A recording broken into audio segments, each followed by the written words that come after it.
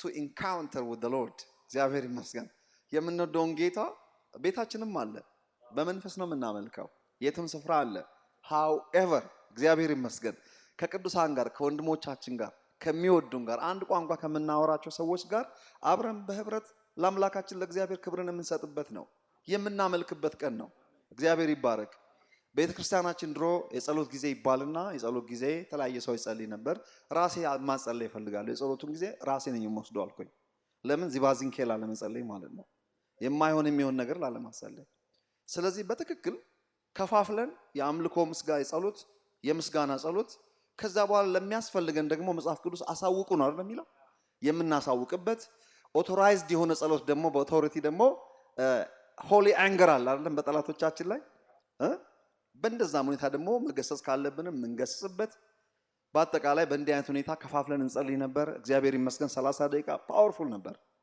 የቃል ጊዜ ደግሞ 30 ደቂቃ ብቻ ነበረን የአምልኮ ጊዜም 30 ደቂቃ ስለዚህ ስንት ሰዓት 1 ሰዓት ተኩል ከዛ በኋላ ሶሻላይዝ እናደርጋለን ማለት ነው ጌታ ይባረክ እግዚአብሔር ይመስገን እኔም ሰዓቴን በአግባቡ ተጠቀማለሁ ማክሲመም ሚኒመሙ 40 ደቂቃ ማክሲመሙ 45 ደቂቃ ነው ተብያለሁና አይ መንፈስ ቅዱስ ስላልጨረሰ ነው ብዬ ምክንያት መስጠት አልፈልግም ተዘጋጅቶ መምጣት ያስፈልጋል ስለዚህ የምናገረውን ሐሳብ ኦሬዲ ከአሜሪካም ስመጣ አቋዋለሁ በዛ ዙሪያ እናገራለሁ እግዚአብሔር ይባረክ አሜን ትላላችሁ እዚህ ቤተክርስቲያን እንግዲህ ትንሽ የእውቀት ነገርም እናገራለሁ ማለት ነው ዝም ብሎ ኢንስፒሬሽን ብቻ አይደለም እንሰብከው ዋናው ኢንስፒሬሽን ነው ሰንዴ ሰርቪስ ላይ የሚሰበከው ግን ከዛ ያለፈም ዲፕ የሆነ ነገርም ብንነጋገር ጉባኤው መሸከም ይችላል እግዚአብሔር ይባረክ አሜን አዳም ኃጢአት ሰርቶ አዳም ወደቀ ስንል ከየት ነው የወደቀው ባይዘው ከየት ነው የወደቀው ከፎቅ ላይ ነው የወደቀው ከስምንተኛ ፎቅ ላይ ከተራራ ላይ ነው የወደቀው ከጨረቃ ላይ ነው የወደቀው ከየት ነው የወደቀው ከሰማይ ነው የተወረወረው ከየት ነው የወደቀው አዳም ከየት ነው የወደቀው ከአብ ቀኝ ነው የወደቀው እስቲ ከአብ ቀኝ በሉ አብ ቀኝ የሚል ነገር አዲስ ኪዳን ላይ አልነበረ እንዴ ተጀመረው እንዳትሉኝ ኦኬ አዳም የወጣው አዳም ወዴት ነህ ብሎ እግዚአብሔር አዳምን ኋላ ኋላው እየተከተለ ወዴት ነህ እያለ ለመጀመሪያ ጊዜ outside in ከውጪ እግዚአብሔር አዳምን አናግሮት ነበር አዳም ከሆነ መንግስት ወጣው ከየትኛው መንግስት ነው የወጣው ወዴትኛው መንግስት ነው የገባው የአዲስ ኪዳንን ሐሳብ ነው ወደ ኋላ ያመጣው ያለው እስቲ የአብ ቀኝ የሚባል ቋንቋ ዘፍጥረት ላይ አምጥቶ መስበክ ይቻላል አዎ ይቻላል እኔ ሰብከዋለሁ እግዚአብሔር የተመሰገነ ይሁን ስለዚህ አዳም ተባረሩ አይደለም የወጣው ማንንም አላባረረውም ሰይፍ ይዞ ያባረረው የለም የራሱ የጽድቅ ማነስ ነው በእግዚአብሔር ፊት እንዳይቆም ያደረገው የጽድቅ ብቃት ሲያጣ በጻድቁ በእግዚአብሔር ፊት የሚያስቆመው የጽድቅ ብቃት አልነበረውምና ኃጢያተኛ ማንንም ሳያሳድደው ይሸሻል ተብሎ እንደተጻፈ ራሱ እግሬ ያውጭኛል እንጂ ማንንም ሰይፍ ይዞ ከኋላ ያባረረው የለም ይልቁንም እንደውም እግዚአብሔር ኋላ እየተከታተለ አረ ወዲት ነው ያለው ከእግዚአብሔር አይን ተሰውሮ ባይሆንም እንኳን እግዚአብሔር እየተከታተለ የት ነው ያለው እያለ እግዚአብሔር ይጣራ ነበር እግዚአብሔር ይመስገን ስለዚህ አዳም የወጣው ከየት ነው ከእግዚአብሔር መንግስት ነው የወጣው እስቲ እግዚአብሔር መንግስት በሉ የእግዚአብሔር መንግስት የሚባለው ነገር አዲስ ኪዳን ላይ አልነበረ እንዴ ተጀመረው መጥምቁ ዮሐንስ አይደለም እንዴ ለመጀመሪያ ጊዜ ኢንትሮዲዩስ ያደረገው የሚል ጥያቄ ሊያስነሳ ይችላል ወል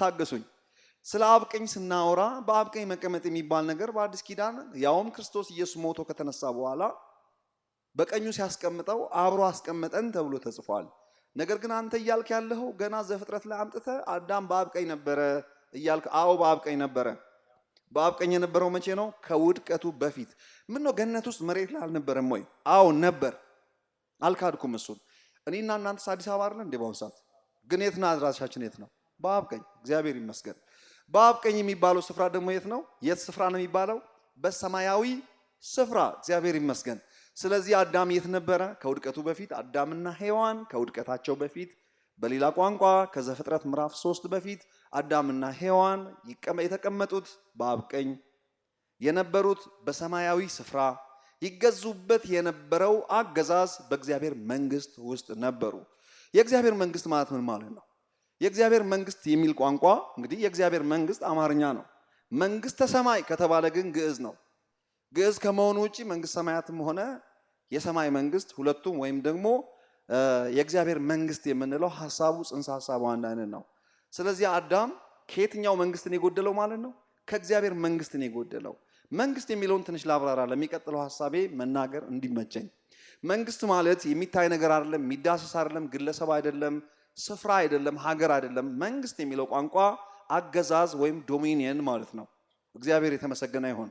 የአሜሪካ መንግስት፣ የአሜሪካ ዶሚኒየን፣ የአሜሪካ አገዛዝ ማለት ነው። የኢትዮጵያ መንግስት የኢትዮጵያ አገዛዝ ነው። የኢትዮጵያ ሩል ሬጉሌሽን ዶሚኒየን ማለት ነው።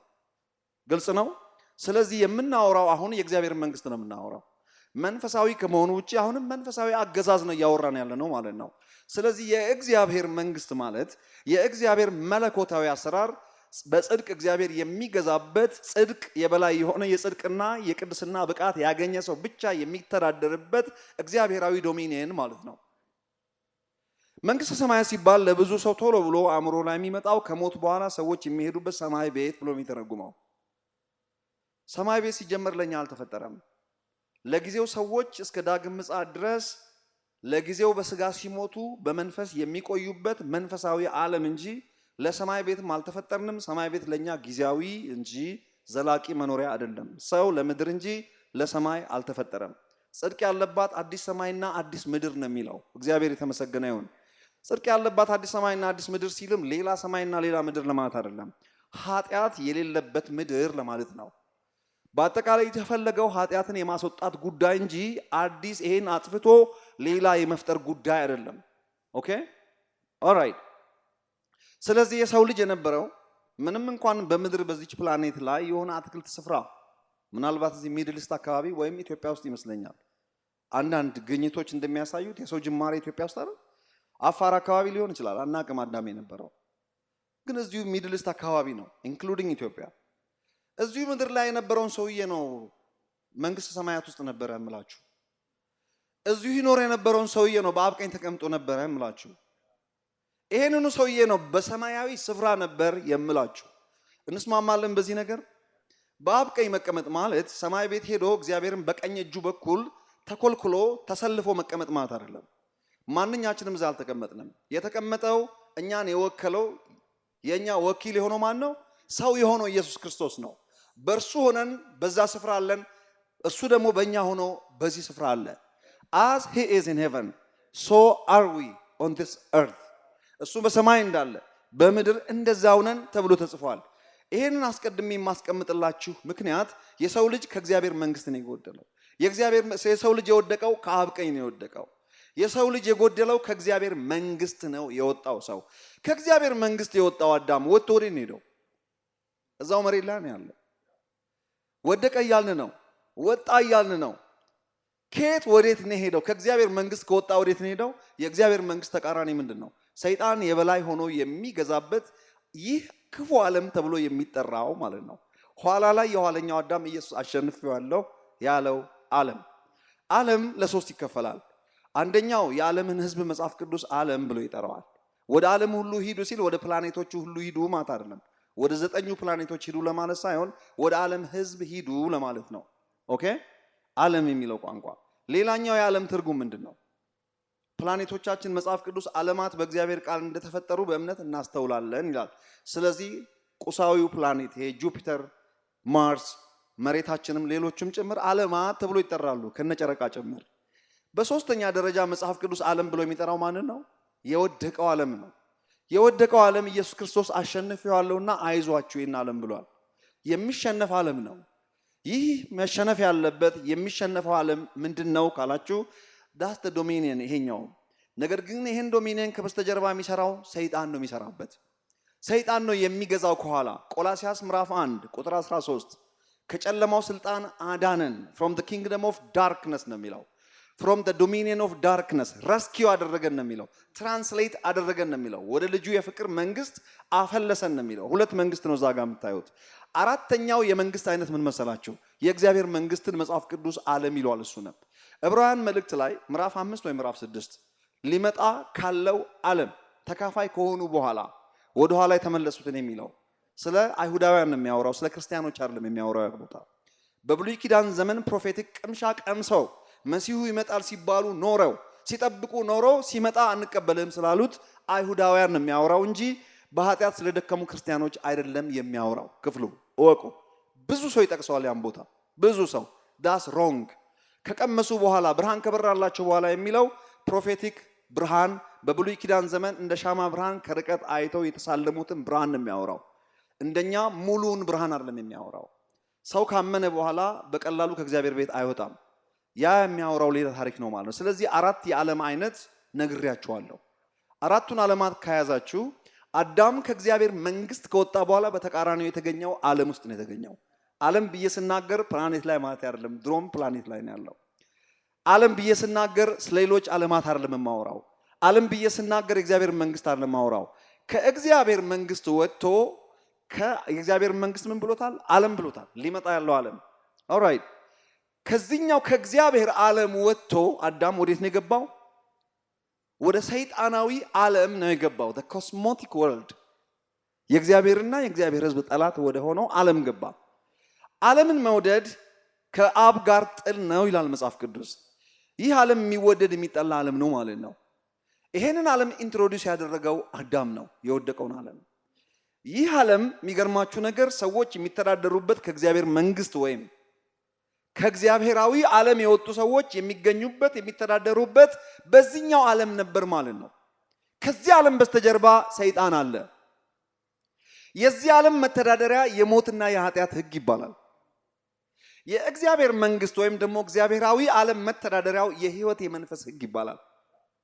The law of the spirit of life in Christ set me free from the law of sin and death.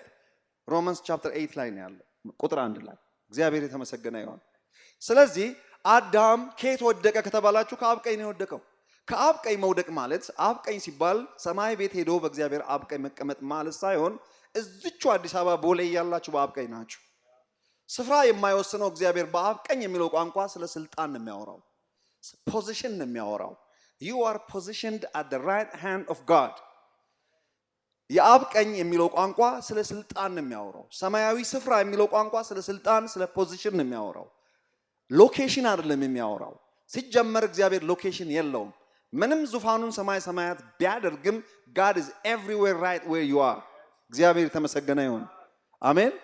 ስለዚህ አዳምን ይሄንን ፎርማት በደንብ ማወቅ አለብን። የእግዚአብሔር መንግስት ስናስብ፣ ስለ እግዚአብሔር መንግስት ስንሰማ፣ ስለ እግዚአብሔር መንግስት ስንሰበክ የእግዚአብሔር መንግስት አዲስ ኪዳን ላይ ከመጥምቁ ዮሐንስ ትምህርት የጀመረ አይደለም። የእግዚአብሔር መንግስት ማለት እግዚአብሔራዊ የጽድቅ አገዛዝ ማለት ነው። ኃጢአት ሳይገባ ማለት ነው። ኃጢአት የሌለበት ዓለም የጽድቅ ዓለም ይባላል። ሲጀመር ኃጢአትና ጽድቅን ላይ ልንገራችሁ። ኃጢአት ምንድነው ከተባላችሁ፣ ጽድቅ ምንድነው ከተባላችሁ፣ ጽድቅ ማለት the right standing with God ወይም being in line with the Lord with common ground። ጽድቅ ማለት ሌላ ተአምር ሳይሆን ያለ ኃጢአት ከእግዚአብሔር ጋር ኢንላይን መሆን ማለት ነው። with no missing the mark ከእግዚአብሔር ጋር ፊት ለፊት የመተያየት ብቃት ማለት ነው። ያለ መሸማቀቅ ጎንበስ ቀና ያለ ማለት በሙሉ የጽድቅ ብቃትና የቅድስና ብቃት በድፍረት በዙፋኑ ፊት መቆም መቻል ማለት ነው ጽድቅ ማለት። ኃጢአት ማለት ደግሞ በእግዚአብሔር ፊት መቆም አለመቻል ማለት ነው። ምንም ትርጉም የለውም። ትርጉሙ በእግዚአብሔር ፊት ለመቆም የሚያስችል የጽድቅና የቅድስና ብቃት የሌለው ሰው ኃጢአተኛ ይባላል። አሁን ያንን ጽድቅ ብቃት አግኝተናል። ክብር ለእግዚአብሔር ይሁን። ኦልራይት ኦኬ። ይሄንን ሐሳብ ከያዛችሁ ስለ እግዚአብሔር መንግስት ካሁን በኋላ ስንሰማ ከመጥምቁ ዮሐንስ የሚጀምር ጉዳይ ሳይሆን መጥምቁ ዮሐንስ አሁን መስበክ የጀመረው ወደ ነበሩበት መንግስት የሚመለሱበትን ፕሮጀክት ነው ያስጀመረው እንጂ እንደ አዲስ የእግዚአብሔር መንግስት መጥቶ ለምድር ኢንትሮዲዩስ እያደረገ አይደለም። የእግዚአብሔር መንግስት ለኛ እንግዳ አይደለም። ራሱ እግዚአብሔር ለኛ ባዳ አይደለም። ወቁ። ለሚያምን ቢሆን ለማያምን እግዚአብሔር ባዳ አይደለም። የሚያምን ሰው አንድ ውስጣዊ ማንነቱ የሆነ እግዚአብሔርን የሚፈልግ ማንነት አለው፣ ኢግኖር እያደረገው እንጂ። የሰው ልጅ የተባለ ሙስሊም ቢሆን ክርስቲያን፣ ኤቲስት ቢሆን ዲፕ ኢንሳይድ ሰው የተገኘው ከእግዚአብሔር ነው እንዳረሱ። ከእግዚአብሔር የተገኘ ለእግዚአብሔር ባዳ አይደለም። ግልጽ ነው።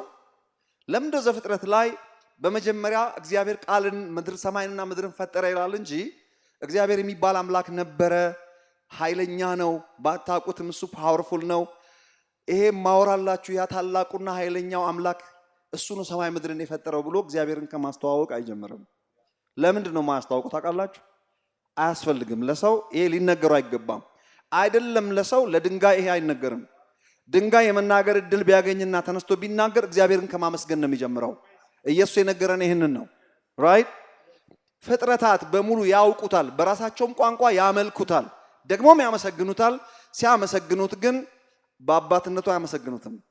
በአባትነት የሚያመሰግነው ሰው ብቻ ነው። ይልቁንም ሰው የእግዚአብሔር ወገን ነው። ሰው የተገኘው ምንጩ ራሱ እግዚአብሔር ነው። ሰው ላይ የእግዚአብሔር መልክና አምሳል ኢንግሬቭድ የሆነ ነው። ኢንግሬቭመንትና ጽሑፍ ይለያያል። when you write something on the tablets whatever you can wash it off delete ማድረግ ይቻላል። when you engrave it engravement ታውቃላችሁ? ይሄ የሚቆረቆር ጽሑፍ ለምሳሌ የሆነ የሚታተምበት ማለት ነው። ድንጋይ ላይ ሲቀርጽ ማለት ነው። የተቀረጸ ነገር በክረምትም በበጋም ዝናብ ቢዘንብበት በሳሙና ብታጥፉት አይወጣም። መጽሐፍ ቅዱስ በልባችን ጽላት ላይ ኢንግሬቭመንት እንጂ የሚያወራው ስለ ጽሑፍ አያወራም። write them on the tablets of your heart የሚለው ቋንቋ write የሚለው ኢንግሬቭ ነው የሚለው። ሰው የእግዚአብሔራዊ ነገር የእግዚአብሔር መልክና አምሳል ኢንግሬቭድ ሆኗል በእናንተ ላይ። መልኩ በመልካችሁ ላይ ታትሟል። እግዚአብሔር ይመስገን። ምንም ወደ ስጋ የቀረብን ስለሆነ ነገሮችን ከስጋ ፕላትፎርም ስለምናይ ብዙ ጊዜ ነገሮች ቅርጽ አይዙልንም። however ነገሮችን የምናየው ከማንነታችን ነው። አሁን ባጭሩ ፋስት ፎርወርድ ሰዓቴን ከ40 ደቂቃ ወደ 45 ወስጄዋለሁ። በ40 ነበር ጨርሳለሁ ብዬ አሰብኩት። ምክንያቱም የተነገረኝ ከ40 እስከ 45 ነው። በ45 በ44 በ40 ካልጨረስኩ በ45 ጨርሳለሁ ማለት ነው። እግዚአብሔር የተመሰገነ ይሁን። ኦልራይት እየተከታተላችሁኝ ነው? ይሄናል ፕላትፎርም ካቆምኩኝ እግዚአብሔር ይመስገን። ስለዚህ በመጥምቁ ዮሐንስ የተጀመረው ስብከት መጥምቁ ዮሐንስ የእግዚአብሔር መንግስት ቀርባለችና ንስሐ ግቡ አለ። ቀርባለች ነው ያለው፣ መጥታለች አላለም። ቀርባለች የሚለው መንግስትን ይዞ የሚመጣ ሰው እየመጣ ነው። በመንፈስ ተረድቶታል። ከዛ በፊት ግን አያውቀውም ማን እንደሆነ። እየመጣች ነው። ቀርባለችና መጥታለች ይለያያል። የተፈለገው ሰው ድንገት ዮርዳኖስ ብቅ ሲል እነሆ የዓለምን ኃጢአት የሚያስወግድ የእግዚአብሔር በግ፣ የእግዚአብሔር መንግስት ይዞ የሚመጣው ሰው እሱ ነው። አላጠምቅህም ተከራከረ፣ አጠመቀው ነው። ይሄኛው ሩጫውን ይዞ ሲቀጥል ምንድነው ያለው? የእግዚአብሔር መንግስት በመሐከላችሁ ነች አለ። አሁን የእግዚአብሔር መንግስት ይዞ የመጣው ይህ ሰው ነው። ክብር ለእግዚአብሔር ይሁን። ሃሌሉያ፣ እግዚአብሔር ይመስገን። ሞቶ ከተነሳ በኋላ ፋስት ፎርወርድ ብያቸዋለሁ። ሞቶ ከተነሳ በኋላ የእግዚአብሔር መንግስት በመሐከላችን ነች፣ ቀርባለች የሚባል ጣጣ የለም። የእግዚአብሔር መንግስት በእኛ እኛም በሷ ነን። ይህ መንግስት የጽድቅ መንግስት ነው። ይህ መንግስት የቅድስና መንግስት ነው። መጽሐፍ ቅዱስ the true righteousness and holiness ተፈጠራችሁ ነው የሚለው። ፍጥረታችን ራሱ በእውነተኛ ጽድቅና ቅድስና እንደተፈጠረ ነው የሚናገረው። የፈጣሪው መልክ የሚመስለውን አዲሱን ሰው ለብሳችሁታል ነው የሚለው። እግዚአብሔር የተመሰገነ ይሁን። ስለዚህ ሁል ጊዜ ዳግም የተወለደ ሰው በፍጹም ራሱን ከስጋ መቁጠር የለበትም። no matter what don't you ever count yourself from a spirit man of flesh platform። ከየት ፕላትፎርም ራሳችንን ማየት ያለብን። ሃይማኖተኞች ከስጋ ነው ራሳቸውን የሚቆጥሩት። ከስጋ ራሳቸውን ከመቆጠራቸው የተነሳ ስብከታቸው ሁሉ ዋርኒንግ ነው። ምክንያቱም ዋርኒንግ ሁሉ ጊዜ ዋርኒንግ አለ፣ ሁሉ ጊዜ የምንወቀስበት ነገር ግን ከስጋ ራሳችንን ባየንበት ዘመን ሁሉ ደካሞች ነን። ጌታ ኢየሱስ አለ ስጋ ደካማ ነው አለ። ነገር ግን ከስጋ እግዚአብሔር አያውቀንም። የሚያውቀን ከየት ነው? እግዚአብሔር የሚያውቀን ከመንፈስ ብቻ ነው የሚያውቀን። ኢየሱስ ክርስቶስ ለዚያ ነው ለዛ ኒቆዲሞስ ለሚባል ሰውዬ ምን ብሎ ነገረው? አንተ የእስራኤል መንግምና ነው መምህር ስትሆን ይሄን አታውቅም ወይ? ሳታውቅ ነው ወይ አገልጋይ ሆንከው? ይሄን ሳታውቅ ነው ወይ ፈሪሳዊ ነኝ የምትለው? ይሄ ሳይገባህ ነው ወይ ፓስተር የሆንከው ነው? የክርስትና ኤቢሲዲ ሳይገባህ ነው ወይ አገልጋይ የሆንከው? ይሄን አታውቅም ወይ አለው። አላውቅም አለው። አላውቅም ሲለው ጌታ ኢየሱስ ክርስቶስ ንፋስ ከየት እንደሚነፍስ ወዴት እንደሚነፍስ አይታወቅ፣ እንደማይታወቅ ሁሉ ከመንፈስ የተወለደም እንደዚያው ነው። ወንድሞቻችንን የምናውቀው ከመንፈስ ነው። ራሳችንን የምናውቀው ከመንፈስ ነው። ስጋ ለባሽ አይደለንም አላልኩም። ሲጀመር ሰው መንፈስ ነው። አይኖ ብዙ ሰው እንደሚያበሳጭ አቃ ማን ኢዝ ስፒሪት። ሰው በስጋ በቁሳዊ ዓለም ላይ ኖረ ማለት እንደምናስበው ይሄ አንድ ቀን አርጅቶ ሞቶ ወደ ሰሜተሪ ወርውሮት ተላቅሶ ንፍሮ በልቶ የሚመላለሱበት እሱን ማንነት አድርገህ ካየ you are ምስኪን ሰው ነህ። እንደውም ያስፈራል። ከኝ ኢማጂን ከስጋ ራሳችሁን ካያችሁ ሞታችሁ እዛ ተወርውራችሁ በሰው ቤቱ እናንተን ጉድጓድ ውስጥ ጥሎ ሲመለስ ሰሜተሪ ውስጥ። ስለዚህ እንደ ኮምፔሪንግ ሰው መንፈስ ነው የሚለው ቋንቋ ለካ በጣም በብዙ ነገር ያጽናናል ማለት ነው። አትሊስት ጌታ ይባረክ። አትሊስት ሞት እንዳትፈራ ያደርጋል። አንተ ሞኝ ነህ እንዴ ከሚሞተውና ከብል ከሚበላው ማንነት ራስን የምትቆጥረው? ከዛ የሚወጣ በእግዚአብሔር ፊት ለክብር የሚቀርበው ሰው ከዛ ለምን ራስን አትቆጥርም? መጽሐፍ ቅዱስ ድንኳን የሆነው ምድራዊ መኖሪያችን እያለ እንዴት ድንኳን ብለህ ራስን እንጠራለህ? ልንለብስ እንጂ ልንገፈፍ በማይወድ እያለ እንዴት ልብስ ብለህ ራስን እንጠራለህ? እንዴት በጂንስ ራስን እንጠራለህ? በቱታና በሹራብ በሸሚዝ ምናምን በጥቁር ብሌዘር ላይክ ሚ ለምን ራስን እንጠራለህ? ነገር ግን ልብሱን ለብሰን ሳለን ግን እስከ ልብሳችን ብንጠራ ደግሞ ኢትስ ኖርማል ቲንግ። ራቁቴን አልጠራም እስከ ለበስኩት ሱት ነው የምጠራው። the Lord is good, praise the Lord። ጌታ ይባረክ። ለምንነጋገርበት እውነት ራሳችሁን ከመንፈስ ተመልከቱ። ከመንፈስ ራሳችሁን ካላያችሁ ለስብከቴ በፍጹም ፊት አታደርጉ። ጌታ የተባረከ ይሁን። ሁላችሁም ሁለተኛ ቆሮንቶስ ምዕራፍ 4 ቁጥር 8 አውጡልኝ። ሁለተኛ ቆሮንቶስ ምዕራፍ 4 ቁጥር 8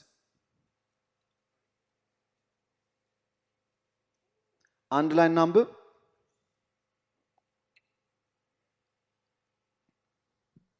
ቁጥር 18 ይቅርታ።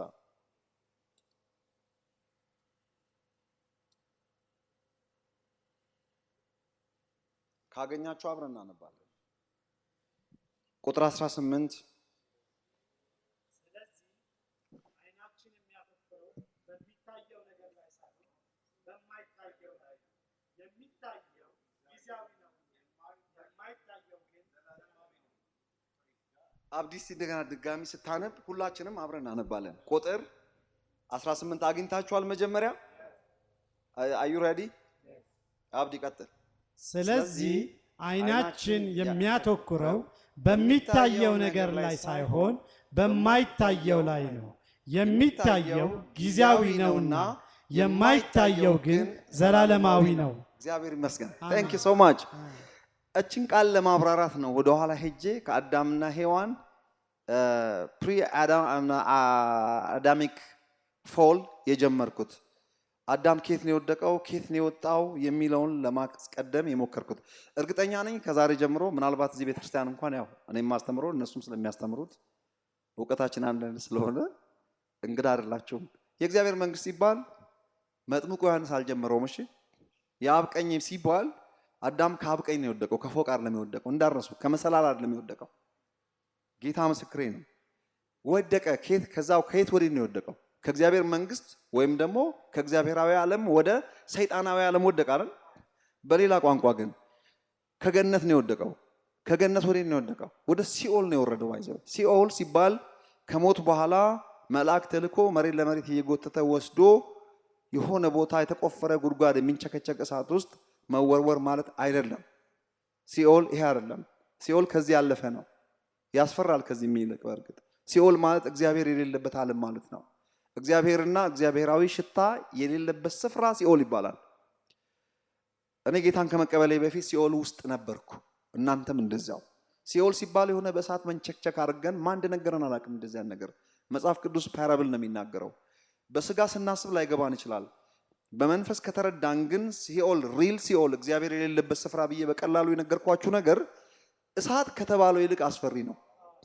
የሚረዳው ተመልከቱ። አንድ ሰው ከስጋ ሲወጣ አንድ የማያምን ሰው መልአክ መጥቶ ጎትቶ የሆነ ቦታ አይወረውረውም። ባለበት የሚገኝበት ስፍራ ያ ሲኦል ነው። በቃ ከናቹራሉ ዓለም ጋር መገናኘት አይችልም። ድቅድቅ በቢላ የሚቆረጥ አይነት ጨለማ ነው ያ ስፍራ። ቁሳዊ ብርሃን የለም፣ መንፈሳዊ ብርሃንም በዛ አይበራም። እግዚአብሔርም እግዚአብሔራዊ ሽታም በዛ ስፍራ የለም። የሚረዳ መንፈስ ቅዱስ በዛ የለም። ህይወት የሚባል ነገር የለም። ዛፍ እንኳን ህይወት አለው፣ ቅጠላ ቅጠል፣ ሳርም ቅጠል አለው። ምንም አይነት ህይወት የሚባል ነገር በዛ ስፍራ፣ ህይወት በሌለበት ስፍራ ለደቂቃ ራሳችሁን አድርጋችሁ ይዩ። ተስፋ፣ ዘላለማዊ ተስፋ መቁረጥ ማለት ነው ሄል ማለት። ያለ ተስፋ ሰው ሰከንድ መቆየት አይችልም፣ ወዲያው ራሱን የሚያጠፋው። ዘላለማዊ ተስፋ መቁረጥን you can imagine። ተስፋ ቆርጠን ስለማናቅ ምን ማለት እንደሆነ አይገባንም አሁን። ኦኬ ተስፋ ቆርጫለሁ ትሉ ይሆናል፣ ውሸት። that's why you here። ተስፋ የቆረጠ immediately ራሱን የሚያጠፋው። ኦኬ ዘላለማዊ ብቸኝነትስ ሎንሊነስ። አንዳንድ ፌዘኛ አሜሪካኖች I want to be here, I want to go to hell because I just want to enjoy with the very famous people። እነ ማይክል ጃክሰን ማን እንደነገራቸው አላውቅም። ማይክል ጃክሰን ሲኦል እንደሄደ you'll be surprised። ላይሄድ ይችላል። you don't know። እንደዛ ተሸውዶ ብቻውን እዛ ሲንጫጫ ሄዶ የማይሆን ስለሚመስላቸው ነው የሚያሾፉት። hell is real። ሄልን ማን ፈጠረው? ማንም አልፈጠረውም። እግዚአብሔራዊ ከሆነው ዓለም ውጪ መሆን ማለት ነው ፒሪየድ። ልክ ሞትም ማን ፈጠረ? ማንም አልፈጠረው። ሰው ከህይወት ሲጎድል የሚገኝበት ስፍራ ነው። ካንሰር ማን ፈጠረ ይላሉ ሰዎች። ማንም አልፈጠረውም። ሲስተም ተገጫጭቶ ሰው ከእግዚአብሔር ከመለየቱ ጋር ተገጫጭቶ የመጣ የህይወት ጣጣ አንዱ ክፍል ነው። እርግማን ማን ፈጠረው? ሰው ከበረከት ሲጎድል the other version of blessings ለተቃራኒ ዓላማ ሲጠቀሙበት ማለት ነው። ኤሌክትሪክሲቲ ለመልካም ነው ቤታችን የምናመጣው፣ ፍሬንድሊ ነው፣ ያገለግለናል። ነገር ግን when you violate the law of electricity it kills and destroys ማለት ነው። ኢየሱስ ጌታ ነው። ስለዚህ አዳም የወደቀው ከገነት ወዴት ነው የወደቀው? ወደ ሲኦል ነው የወደቀው። ሲኦል የሚለው ቋንቋ እኔና እናንተ በጌታ ባልነበርንበት ሰዓት የነበርንበት ዓለም ነው። በስጋ ማኪያቶ ስንጠጣ እንደፈለግን ስንሆን እንዳይመስላችሁ። የውስጣችሁ ማን ነገራችሁ? የነፍሳችሁን ጩኸት በምን አወቃችሁ? ከየት እንዳነሳን በምን ታውቃላችሁ? የተቀየረ ነገር ያለ አይመስለንም። የሚገርማችሁ ወደዚያ ከመምጣቴ በፊት ከተወሰነ 2 ዊክስ ምናምን በፊት አንድ ቀን ብቻ ወክ አደርጋለሁ። ሌሊት ላይ ማታ ማታ ወክ አደርጋለሁ። ሳረግ አንዳንድ ነገር የሚያናድደኝን ነገር ማሰብ ጀመርኩ። ያንን ኢንተርቴን እያደረግኩኝ ወደ መንፈሳዊ ነገር ተቀየረ። ከዚህ ሁሉ ጣጣ ለምንድነው እዚህ ውስጥ ጣጣ ውስጥ ራሴን ካውንት ማረጋው? ለምንድነው ከዚህ ውስጥ ራሴን የማወጣው? ተበዳይ ቢሆንም ከዚህ ነገር ውስጥ ለምን ራሴን አላወጣም እያልኩ ራሴን ወደ መንፈሳዊ ዓለም ሽፍት አረኩት። ራሴን በራሴ ከዚህ አንስቼ እዚህ ያስቀመጥኩት። I chose to do that።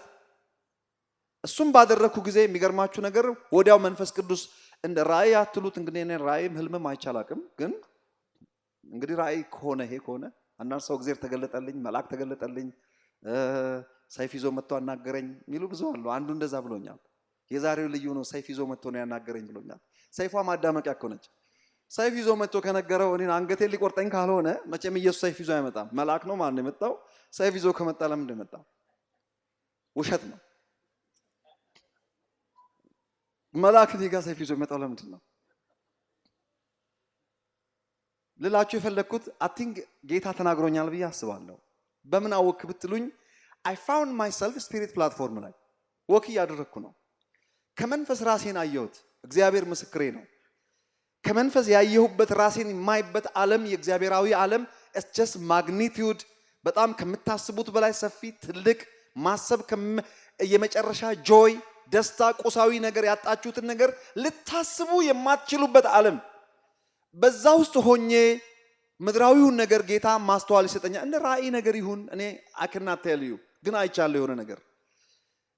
ዛሬ በምድር የምንኖርበትን ዓለም እንዴት አድርጌ ነው የማየው? የሆነ የደቀቀ በቃ እዚህ ግባ የማይባል ትራሽ የሆነ ጨለማ ዓለም። አንዳንድ ትንሽ ኤሌክትሪክሲቲ ብልጭ ይልበታል እንደ ደከመች የገጠር ከተማ። ይሄ ሁሉ ስለ ነገስታት የሚወራበት ስለ መሪዎች የፖለቲካ ሽኩቻ በቸርች አካባቢ የሚወራ ትልቅ አድርገን የምናየው ባለፎቅ ባለፋብሪካ ኢንቨስተር ቢሊዮነር የምንላቸው ነገሮች ሁሉ በዚቹ ትራሽ በሆነ ነገር ውስጥ የሚርመሰመስ ነገር ነው የሚል ነገር መጣብኝ። ኢሚዲየትሊ ተመልሼ እዛ ውስጥ ራሴን አየሁት።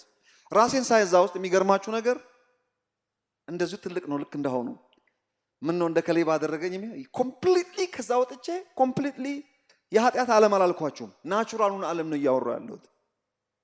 ዛሬ የምንራኮትበትና አንዳንድ ግራ የምንጋባባቸው ነገሮች ከመንፈስ ፕላትፎርም ሆናችሁ ብትመለከቱ it's nothing that's why እግዚአብሔር ስጋዊ ነገሮቻችን ላይ ጉዳዩ ያልሆነው ለምናልፍበት ጌታው አይገድህም ለምትሉት ነገር እግዚአብሔር ጣልቃ የማይገባበት ምክንያት በእግዚአብሔር አይን ምንም ማለት አይደሉም።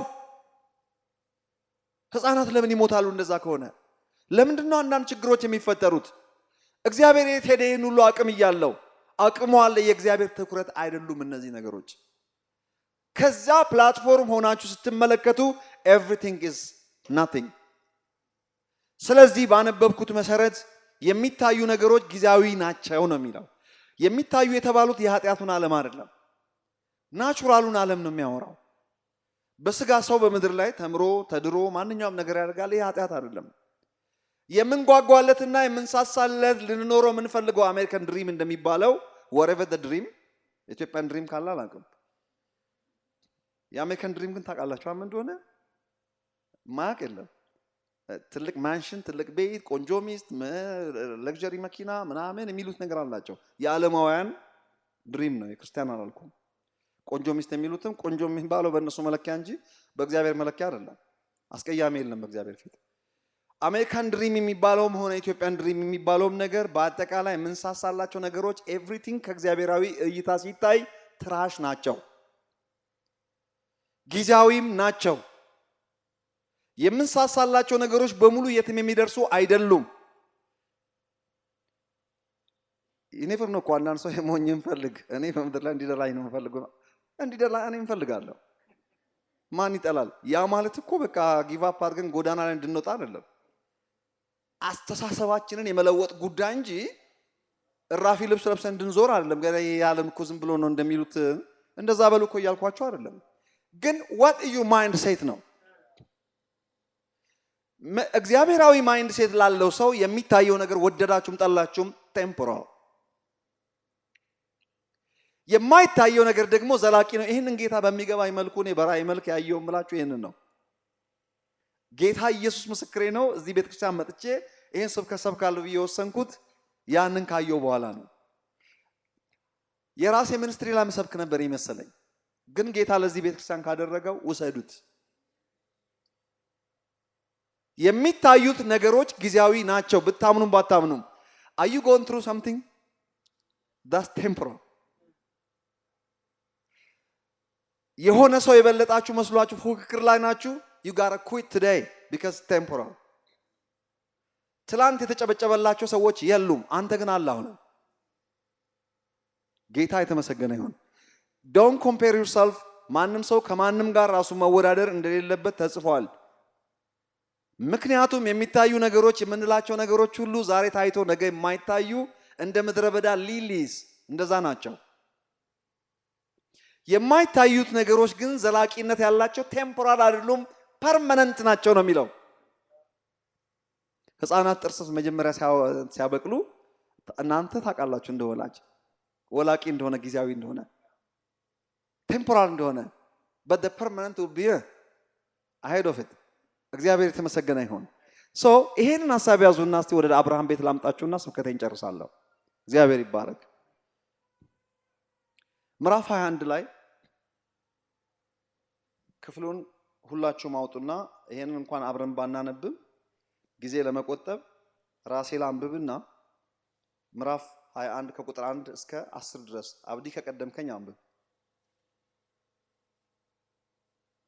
ከ1 እስከ 10 እግዚአብሔር በተናገረው መሰረት ሳራን አሰባት፣ የገባውን ተስፋ ፈጸመላት። ሳራ ጸነሰች፣ ልክ እግዚአብሔር ባለው ጊዜ ለአብርሃም ወንድ ልጅ ወለደችለት። አብርሃም ሳራ የወለደችለትን ልጅ ስሙን ይስሐቅ አለው። አብርሃም እግዚአብሔር ባዘዘው መሰረት ልጁን ይስሐቅን በተወለደ በ8ኛው ቀን ገረዘው። አብርሃም ልጁ ይስሐቅ ሲወለድለት እድሜው 100 ዓመት ነበር። ሳራም እግዚአብሔር ሳቅ አድርጎልኛል፣ ስለዚህ ይህን የሚሰማ ሁሉ ከኔ ጋር ይስቃል አለች። ደግሞም ለመሆኑ ሳራ ልጆች ታጠባለች ብሎ ለአብርሃም ማን ተናግሮት ያውቅ ነበር? ይኸውም በስተርጅናው ወንድ ልጅ ወለደችለት አለች። ሕፃኑ አደገ፣ ጡት መጥባቱን ተወ። አብርሃም ይስሐቅ ጡት በጣለበት ዕለት ታላቅ ድግስ ደገሰ። በሌላ በኩል ደግሞ ግብፃዊቷ አጋር ለአብርሃም የወለደችለት እስማኤል በይስሐቅ ሲያሾፍበት ሳራ አየች። አብርሃምንም ይህች ባሪያ ከነ ልጇ አባርልኝ፣ ምንም ቢሆን የዚች ባሪያ ልጅ ከልጄ ከይስሐቅ ጋር ውርስ አይካፈልም አለች። በጣም አሪፍ። ይሄ ክፍል እንዳለ ስለ ሳቅ ነው የሚያወራው። ትክክለኛ ሳቅ የሳቅ አለ፣ የተሳቀበት አለ። የሹፈት ሮንግ ሳቅ ደግሞ ያለ አግባቡ ያለ ቦታው የሳቅ አለ። ባይ ዘ ዌይ እዚህ ጋር ብቻ አይደለም ሳቅ ያለው። ራሷ ሳራ ታስታውሱ እንደሆነ 3ቱ ሰዎች ወደና አብርሃም ቤት በመጡ ቀን ሳራ ወንድ ልጅ ትወልድልሃለች ብሎ እግዚአብሔር ሲምፕሊ ይናገራል። ሳራ በምትወልድ ልጅ እያለ ሲያወራ ከት ብላ ሳቀች። ሳቅ እዚህ ብቻ አይደለም ለማለት ፈልጌ ነው። እዛ ቤት እዚህ ጉዳይ ላይ ብዙ ተስቋል። ባይ ዘ ዌይ ትክክለኛ ሳቅ አለ፣ ሮንግ ሳቅ አለ፣ የጠላት ሳቅ አለ፣ መወገድ ያለበት ሳቅ አለ። እዚህ ሳቅ ላይ አብርሃምም ስቋል ታውቃላችሁ። ሳራም ስቃለች። የዓለማመን ሳቅ ነው የሳቁት። ሳራ ምንድን ብላ ነው የሳቀችው? ከት ብላ የሳቀችው ከእንግዲህ ባለቤቴ የፍትወት ጉዳይ በሌላ ቋንቋ ከእድሜ የተነሳ ሴክሹዋሊ አክቲቭ አይደለንም ሁለታችንም፣ መኝታ ላይ ከተኛን ዘመን የለንም። ዶንት ኢቭን ትራይ። በወጣትነት ዘመናችን የት ነበርክ ነው። እቺ ቁጣ የቀላቀለች ከቁጣም ባሻገር ፍርስትሬሽን የሞላባት የአለማመን ሳቅ ነች። እግዚአብሔር አልተቆጣም፣ ግን ዋይ ዩ ላፊንግ አላት። አልሳኩም አለች ደግሞ ዞር ብላ አይ ስቀሻል አላት። ሳቁ ትክክል አይደለም፣ ግን እግዚአብሔር ደግ ስለሆነ ምንም አላኮረፋትም፣ አልተቆጣትም። ግን ኮንቪንስ አደረጋት። በእውኑ ለእግዚአብሔር የሚሳነው ነገር አለን በሚል በእግዚአብሔራዊ ቃል ነው ኮንክሉድ የተደረገው ዲስከሽኑ። ሳራ በእምነት የመጸነስን ኃይል አገኘች የሚለውን ቃል ሌላ ቦታ ሳነብ እስከ መጨረሻው አለማመኗን አየሁ። ሴትዮዋ ምኑ ጋር ነው ያመነችው ብዬ ሳስብ ለካ እምነት ከመስማት መስማትም በእግዚአብሔር ቃል በእውኑ ለእግዚአብሔር የሚሳነው ነገር አለን በሚለው ቃል ላይ ተመርኩዛ ነው ያመነችው። ለማመን እምነታችሁን የምታስቀምጡበት ሬማ ወርድ ያስፈልጋል። when you don't have a word how could you possibly አይሆንም አይደል? ስለዚህ የምታምነው ቃል ሬቨሌሽን የሆነ ቃል በእውኑ ለእግዚአብሔር የሚሳነው ነገር አለን ለሚለው there is no such a thing 90 ዓመት 100 ዓመት ብሎ ነገር የለም። 30 ዓመት 20 ዓመት ስለሆነችም አይወልዳ አትወልድም። 90 ዓመት ስለሞላችም ላለመውለድ አትችልም ማለት ነው። ስለዚህ እሷ ስቃለች። እዛ ጋር አብርሃምን ሳቅ ደግሞ ላንብብላችሁ። ምዕራፍ 17 ላይ ታገኙታላችሁ። እግዚአብሔርም አብርሃምን እንዲህ አለው፣ ሶራ ከእንግዲህ ሶራ ብለህ አትጥራት። ዋት እግዚአብሔር የሚታየውን ሳይሆን አሁን የማይታየውን ማውራት ጀመረ። ራሱ እግዚአብሔር የሚታይ አይደለም። ማንም ላየው በሚችል ብርሃን በማይታይ ብርሃን ውስጥ ነው የሚኖረው። ማንም ላየው በማይችል ሶራ ከእንግዲህ ሳራ ብለህ ሶራ ብለህ አትጥራት። ስሟ ከዛሬ ጀምሮ ሳራ ይሁን። እኔ ባርካታለሁ፣ ከእርሷም ወንድ ልጅ እሰጥሃለሁ፣ የብዙ ህዝቦችም እናት ትሆን ዘንድ እባርካታለሁ፣ የህዝቦችም የነገስታትም ከእርሷ ይወጣሉ። ይሄ ቃል ሲነገር የመጀመሪያው አይደለም። ገና ከሀገራቸው ሲወጡ ጀምሮ አህዛብ በዘር ይባረካሉ የሚለው ቃል በአጠቃላይ መቼም ሌላ ሚስት አግብቶ አይወልድም፣ ከሚስቱ ነው። በአጠቃላይ ይሄ ቃል የመጀመሪያው አይደለም፣ ተደጋጋሚ ነው። ያንኑ ቃል መጥቶ እግዚአብሔር እዚህ ጋር ደገመው። ለምንድነው የማይፈጸም ቃል እግዚአብሔር እየደጋገመ እዚህ ቤት እየመጣ ስብከት እየሰበከ የሚሄደው? እምነት ከመስማት መስማት በእግዚአብሔር ቃል የሚታየውን ሳይሆን የማይታየውን ማየት እንዲችሉ ነው። ስለዚህ እግዚአብሔር ሶራን ምን ብሎ ቀየረ? የብዙዎች እናት በሚል ቀየረ። ምንም እንጅሩ ነው ሁሉ ነገር፣ ነገር ግን ወደ ጅሩ ቀየረ ማለት እንጅራ ነው እንጅሩ ነው ሶሪ እንጅሩ የለችም ማለት ነው። ተቃራኒው እንደሚባል ጠፋል። ስለዚህ ምንም ነገር የለም። ልትወልድ የምትችልበት እድሜ ላይ አይደለችም። ለዛ ነው እንጅሩ ነው ያልኳችሁ። የባላ ጉዳይም ከእድሜ የተነሳ ተቋርጧል። ተመልከቱ፣ መጥቶ ተመሳሳይ ነገር እግዚአብሔር ሲናገር ቁጥር 17 አብርሃምን በግንባሩ መሬት ላይ ተደፋ፣ ሳቀና በልቡ። እቺ ሳቅስ ምን አይነት ሳቅ ነች? ወካን ላፍተር እቺኛዋም እንደው እባክን ተወኝ እስቲ ነው። አብርሃም ስቋል። አብርሃምን እግዚአብሔር ለምን ደጋግሞ መጥቶ እንደሚሰብከው ታውቃላችሁ? አንዳንድ ጊዜ አምሽቶ ይመጣና ሲና ወደ ውጭ እንውጣ ይለዋል። እስቲ ሰማይ ወደ ሰማይ ተመልከት፣ ከዋክብቱን መቁጠር ትችላለህ? አልችልም፣ ዘር እንዲሁ ሊሆን ነው። እቺው ለምስበክ ይመጣል እግዚአብሔር። ቀላል መስላችሁ ከሆነ ተሳስታችኋል። እቺው ነች ዓለምን የገለባበጠችው። ያቺ ቃል ነች ክርስቶስን ወደ ዓለም ያመጣችው። ያቺ ቃል ነች ለኔና ለናንተ እዚህ መገኘት ምክንያት የሆነው። ታውቃላችሁ?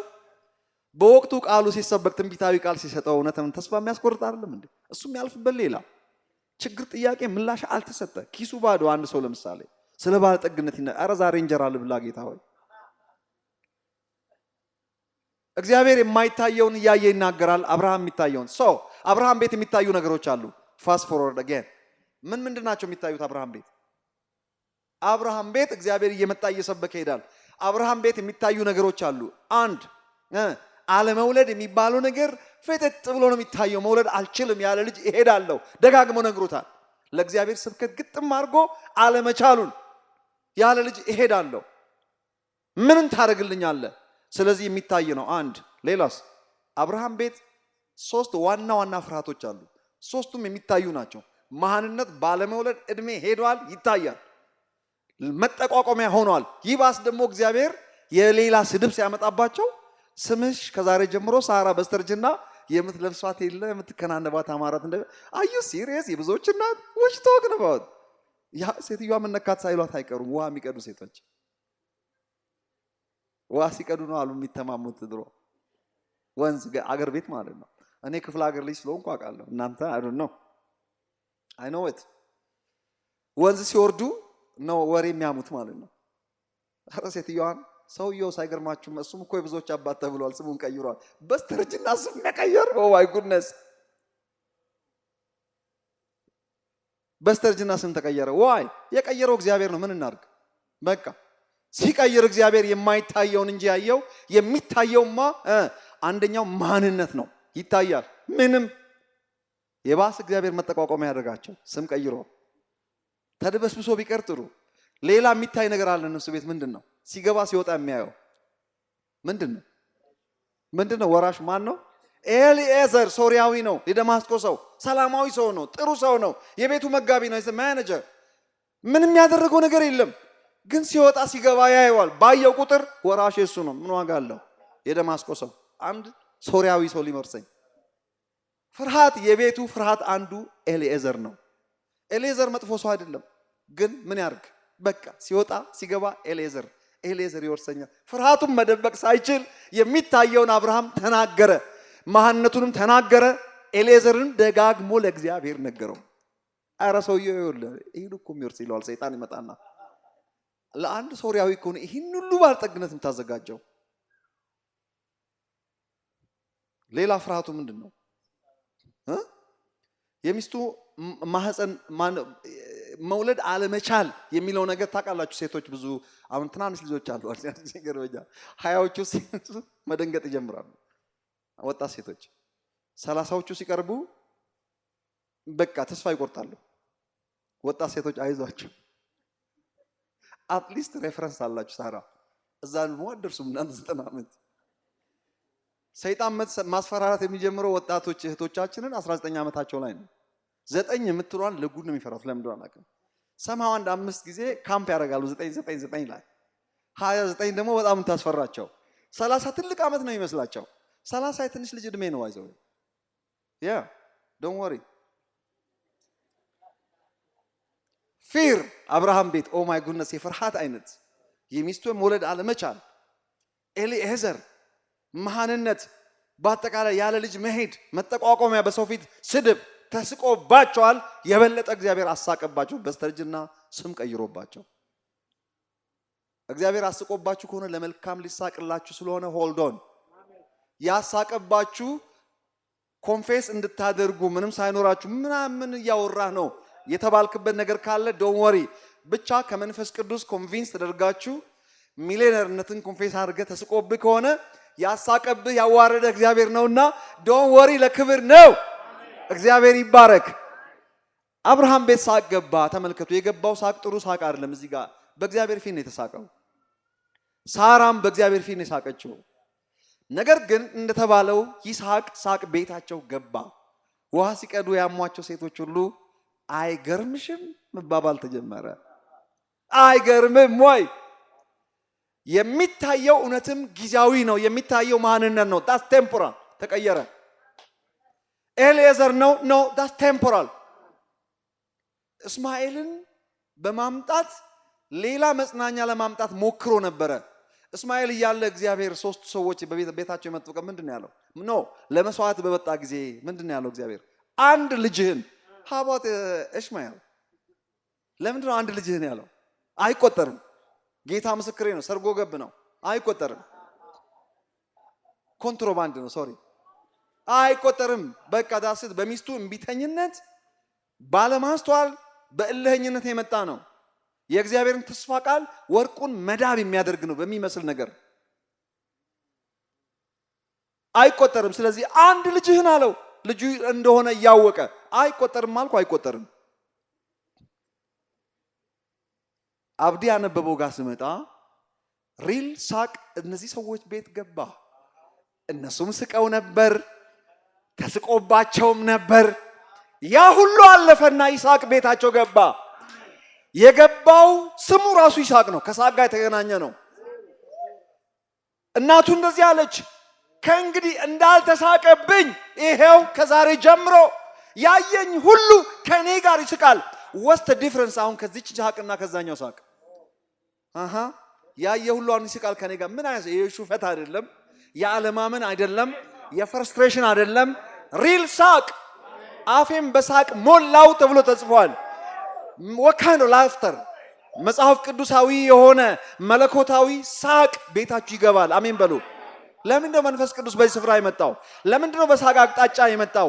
ልንገራችሁ። የምታልፉበት ጊዜያዊው ሐዘን፣ ጊዜያዊ ዝቅ ማለት፣ ጊዜያዊ ገንዘብ ማጣት፣ ጊዜያዊ ፍርስትሬሽን፣ ጊዜያዊ ህመም whatever ምንም ይሁን everything is temporal።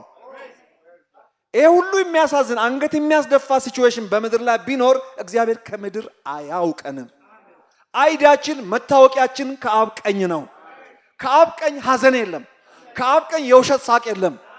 ከአብ ቀኝ ኤሌዘር አይወራም። ከአብ ቀኝ እስማኤል ይታይልኝ የሚባል ነገር የለም። ከአብ ቀኝ ትክክለኛ ሳቅ ነው ያለው። ምክንያቱም ሰይጣን የለም፣ ኃጢአት የለም፣ ተስፋ መቁረጥ በአብ ቀኝ የለም። በቀኙ ሲያስቀምጡ አብሮ አስቀመጠን ተብሎ ተጽፏል። የሚታየው ሲቹዌሽን የምናልፍበት ሁላችንም ብለድ ፕሬሸር ቢሆን ሃይ ኮሌስትሮል ቢሆን whatever ካንሰርን በሉ ሲፈልጉ whatever everything is temporal። የእግዚአብሔር ራስ ምታት አድርገን ካሰብን ተሸውደናል። ዱ ሳምቲንግ በላላችሁን አስተካክሎ ጂም ስሩ። ከዛ ውጭ ማበለቃቀስ አያስፈልግም። እንደ ሐዋርያው ጳውሎስ አሞኛል ሆነ ይሏል። ወይን ጠጅን እየጠጣ ጌት ባክ ቱ ወርክ ጊዜ የለንም ማለት ኢቭን ለሂሊንግ እንኳን ለመጸለይ ማመን አታካብድ። ጊዜያዊ ስጋዊ ነገር everything is temporal። ለሆድ ህመም ከሆነ ወይን ጠጇን ቀመስ አድርገህ ሂድ እንጂ እንዴት ጳውሎስን የመሰለ ሰው እጅን ጭኝ ልጸልይ እንኳን አይልም። የስጋ ነገር ትልቅ ነገር መስሎን ከሆነ ተሸውደናል። it's nothing። የእግዚአብሔር አቴንሽን እዛ ላይ አይደለም። የኛ ነገር ደግሞ መቀየር ሲጀምር የሚታየውን ሳይሆን የማይታየው ማየት ስንጀምር ነው በሰላም የምንኖረው። የራሴን ህይወት አንዳንዴ እንደ መስታወት አየዋለሁ። በሰላም የኖርኩባቸው ጊዜያቶች ሁሉ ራሴን ከአብ ቀኝ ባየሁበት ጊዜ ነው። በስጋ መመላለሴን የማውቀው ራሴን በቢል ውስጥ አድርጌ ሳይ የሚገርማቸው አንድ ቀን በምድራዊ ነገር ውስጥ ራሴን ማየት ጀመርኩ። one thing leads to the other። ስለ ሪታየርመንት ሁሉ ማሰብ ጀመርኩ። ሪታየርመንት ፕላን አስቤ አላቅም ነበር። አስቤ አላውቅም። ስንት ዓመት እንደምኖርም አላቅም። አስቤ አላቅም ስለ ሪታየርመንት ነው። እንዲህ ቆይ እድሜ እኮ እዛው አይቀመጥም። እሺ ቆይ ሪታየርመንት ዘመን መምጣቱ አይቀርም። ምንድነው የሚሆነው? ሶሻል ሴኩሪቲ ወስ ሪታየርመንት ፕላን ወስ ምንድነው? ጭንቅላቴን አዞረኝ። እሺ በዛ ቢቀጥል ምንድነው የሚሆነው? ያ ማለት ኃላፊነት መውሰድ ያለብንን እንተው ያልኩ አይደለም። ግን what you mind say do what you supposed to do በመድር ላይ ማድረግ ያለብን እና በተረፈ what you mind say የፈለጋችሁም በሉ ሰክሰስፉል እንሁን። ከስጋ መቁጠር ከጀመርን ከስጋ ራሳችንን ማየት ከጀመርን you not go nowhere። ዲፕሬሽን ነው መጨረሻው። ሐዘን ነው መጨረሻው። በአብርሃም ቤት እግዚአብሔር የተመሰገነ ይሁን። እግዚአብሔር ስም የቀየረ ስም ቀይሮ አልተወም። ስማቸው ተቀየረ። በእርግጥ ኔም የሚለው ቋንቋ መጠሪያ አይደለም። እውነት እናውራ ከተባለ አብርሃምን አብርሃም ሲል ስለ መጠሪያ ስም እንዳታስቡ። ማንነት ነው የተቀየረው። አይዲያ ነው የተቀየረው። አስተሳሰብ ነው የተቀየረው። እግዚአብሔር የተመሰገነ አቋም ነው የተቀየረው። ሬፑቴሽን ነው የተቀየረው። ፌም ነው የተቀየረው። ክብር ነው የተቀየረው። ነገሮች ተቀያየሩ። እግዚአብሔር የተመሰገነ ይሁን። ምን አለፋችሁ ስብከቶቻችን በተለይ ሰባኪዎች ችግር ኢንክሉዲንግ ሚ ማንንም መተቸት አልፈልግም። ይኸውላችሁ ስብከቶቻችን በየአብያተ ክርስቲያናቱ የፈረንጅ በሉት የጥቁር በሉት የነጩ በሉት ዝም ብላችሁ 90% ስጋ ፍለሽ ነው የሚሰበከው። ምዕመኑ የተሰበከ ስለሚመስለው ደስ ብሎት ወደ ቤቱ ይመጣል። ማደንዘዣ ተወቅቶ ይገባል። ፍለሽ ስለ ቢል ከተሰበከ ስለ ቢል እኔ ከፓስተር ለምን ሰማለሁ? ፋይናንስ እውቀት ካለው ሰው ለምን አልሰማም? ክሪፕቶ ከረንሲ እንዴት እንትን ኢንቨስት ማድረግ እንዳለብኝ ስታክ ማርኬት ለምን አልማርም ውጪ ወጥቼ? ነገር ግን ከዛ ያለፈ ነገር ነው ቸርች ውስጥ የሚሰማው። ይሄንን ሁሉ የሚያልፍ ነገር ይሄን አስረስቶ እንድተው ሳይሆን ይሄንንም ራሱ በእውቀት እንድናደርገው የሚል ማለት ነው። ልባችንን የምናሳርፈው በመንፈሳዊ ነገር ላይ ብቻ ነው። መንፈሳዊ ነገርን ከመንፈሳዊ ነገር ጋር እያስተያየን መጽሐፍ ቅዱስ ማረፊያው ምኑ ጋር ነው? መንፈሳዊ ነገርና ልባችንን የምናሳርፈው። ክብር ለእግዚአብሔር ይሁን። አሜን። ጊዜያዊ ነው። በአብርሃም ቤት ጊዜያዊ የሆነው ተመልከቱ። እስማኤል መጥቶ ነበር። ለጊዜው ሳራ ልትጽናናበት ሞክራ ነበር። በጭኗ ላይ